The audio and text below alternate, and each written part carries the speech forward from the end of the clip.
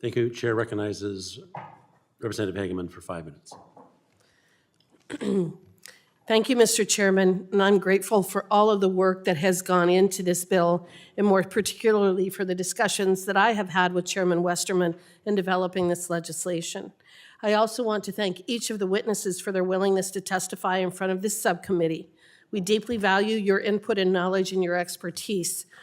I have one quick question for Mr. Strickler, and that is, Mr. Strickler, are you aware of which agency created one of the worst environmental disasters in U.S. history?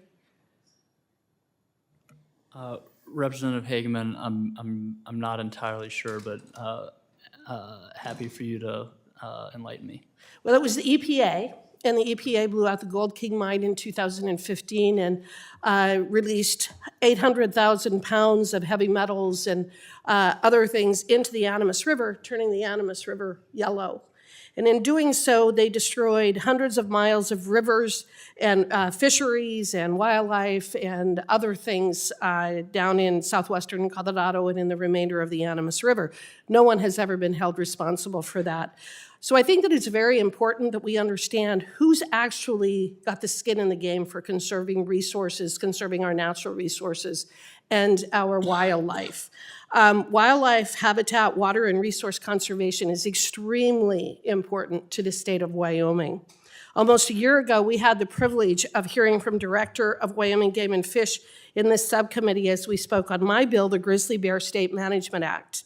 Mr. Brian Nesvik, the director of the state agency, spoke on the timeline of the Greater Yellowstone Ecosystem grizzly bear listing and attempted delistings.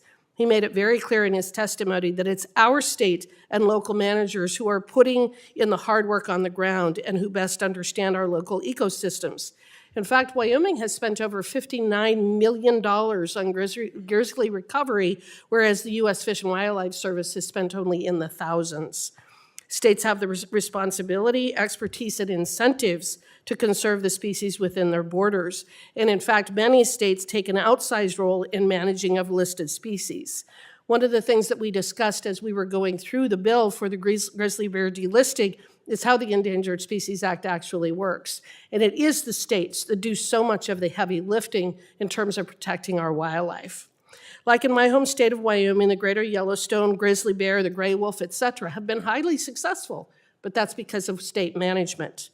Mr. Booth, do you believe that the greater regulatory opportunities that are afforded to states under this bill will empower you to command more resources at the state level to conserve species in your state? Yes, ma'am, we do. Relative to some of the modest ESA reforms that are in this bill, really what it does is it perfectly captures the already healthy and productive and ongoing relationship that we're very proud of in Arkansas that we have with the U.S. Fish and Wildlife Service. We work every single day with our partners at our 10 refuges, and these people have dirt on their hands and smoke in their hair, and we're really, really proud of it.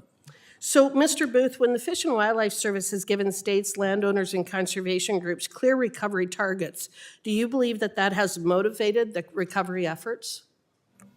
Yes, I do. And when those recovery targets have been met, but yet it takes even perhaps years to get regulations in place or a delisting to occur, how does that affect states and landowners' incentives to invest in recovery efforts? It's often disheartening for landowners to see that regulatory changes or improvements move slower than putting habitat down on the ground. It ultimately erodes long-term support for conservation. Mr. Bronson, I'd like to direct some of these questions to you as well.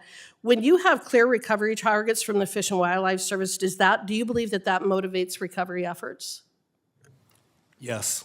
And when a species is recovered, don't you believe that it also incentivizes people to work with more species when the Fish and Wildlife Service actually moves forward successfully with delisting a recovered species?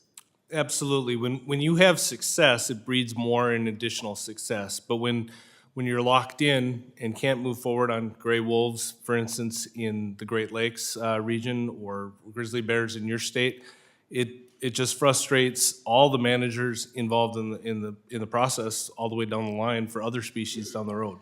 It disincentivizes participation with the program entirely, doesn't it? Correct. Thank you. Again, I want to thank each of you for being here today and providing the testimony that you have, working with us to put forth a bill that is actually going to succeed at recovering species rather than being used as a zoning mechanism to control land and water use. Thank you, and with that, I yield back. Chair recognizes Congresswoman Hoyle from Oregon for 5 minutes.